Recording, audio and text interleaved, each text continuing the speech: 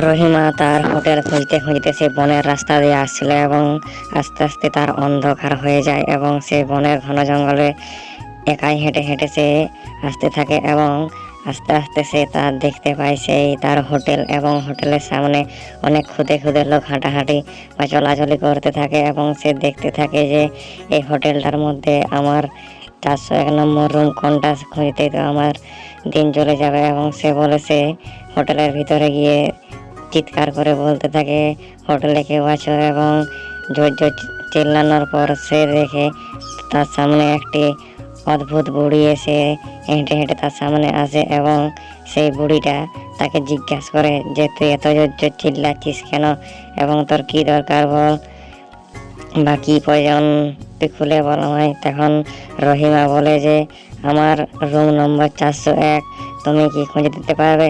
এবং সে তার সঙ্গে অনেক গল্প করতে থাকে এবং সেই বুড়িটা বলতে থাকে যে রুম নম্বর 401 তো সে অনেক উপরে আছে, সে উপরের তলায়, এবং তুমি সেখানে চলে যাও। এবং রহিমা তার কথা শুনে সে উপরে ফ্ল্যাটে চলে আসে এবং সে চারিদিকে দেখতে থাকে এবং হাঁটতে থাকে তার রুম নম্বর 401 সে খুঁজে পায় কিনা। এবং সে হাঁটতে হাঁটতে অনেক ভয়াবহ রুমের সামনে দিয়ে হেঁটে যায় এবং সেখানে কোনো মানুষজন নেই এবং সে ভয়ে ভয়ে হাঁটতে থাকে এবং তার রুম খুঁজে পাওয়ার পর সে তার রুমে চারিদিকে সে দেখতে থাকে যে এত অপরিষ্কার রুম।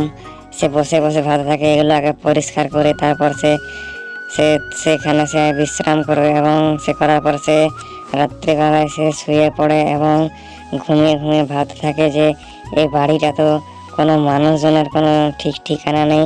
এবং সে ভোরের মধ্যে সেখান থেকে সে বেরিয়ে পড়ে এবং সে হাঁটতে হাঁটতে সে ঘরের বাইরে চলে আসে এবং সে চারিদিকে দেখতে থাকে এখনও তো লোকজন এখানে ঘোরাঘুরি করেছিল এবং এখানে একজনও নেই। এবং সে বলে সে সেখান থেকে পালিয়ে যায় এবং সে গ্রামের রাস্তা দিয়ে হেঁটে হেঁটে ভোরের বেলায় যাচ্ছিল এবং সে যেতে যেতে হঠাৎই মনে পড়ে সেই গ্রামের লোককে কিছু জিজ্ঞাসা করবে এবং দেখতে দেখতে সেখানে একজন লোককে পায় এবং জিজ্ঞেস করতে থাকে যে ওই বাড়িটায় কেউ থাকে এবং ওই বাড়িটার কিছু তুমি রহস্য জানো। এবং এই কথা বলতে থাকে রহিমা এবং রহিমা বলতে থাকে যে কাল রাতের বেলা আমি অনেকজনকে সেখানে পেয়েছিলাম এবং এই ভোরের সময় সেখানে দেখি কাউকে আমি দেখতে পাইনি। এবং রহিম সেখানে বলে যে ওই বাড়িটাতে অনেকদিন তো বসতি বন্ধ হয়ে গিয়েছিল এবং সেখানে কোনো মানুষজনও থাকে না। এবং তুমি এখানে গেছিলে কেন? তুমি জানো এখানে নাকি অনেক পেতনি বা ভূত থাকে, তুমি সেখানে গিয়েছিলে কেন এবং তুমি বেঁচে ফিরতে পেরেছো, এটাই তোমার কাছে অনেক ভাগ্যের ব্যাপার।